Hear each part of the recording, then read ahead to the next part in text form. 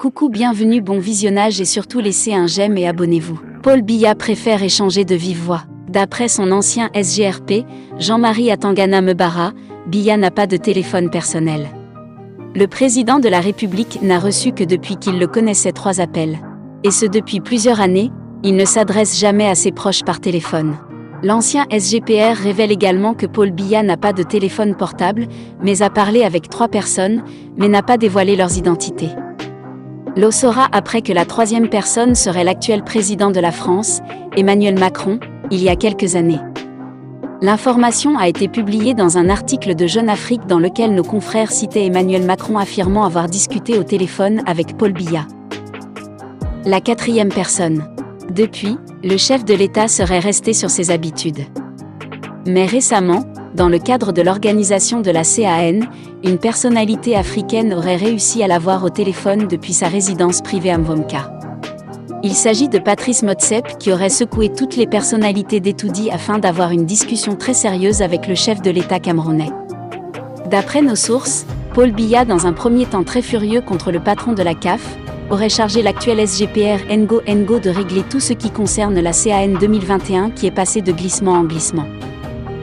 Peur d'être sous écoute.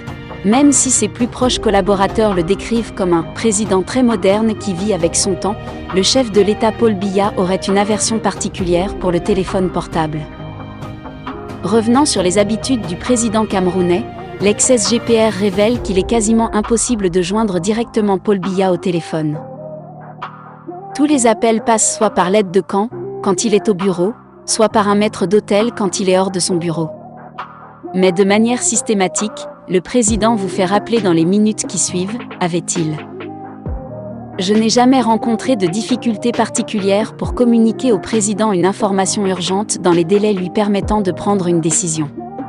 Ce pourrait être contre-productif pour un secrétaire général d'appeler tout le temps le président de la République pour solliciter des instructions. Le président a aussi besoin de savoir que son principal collaborateur peut prendre des initiatives.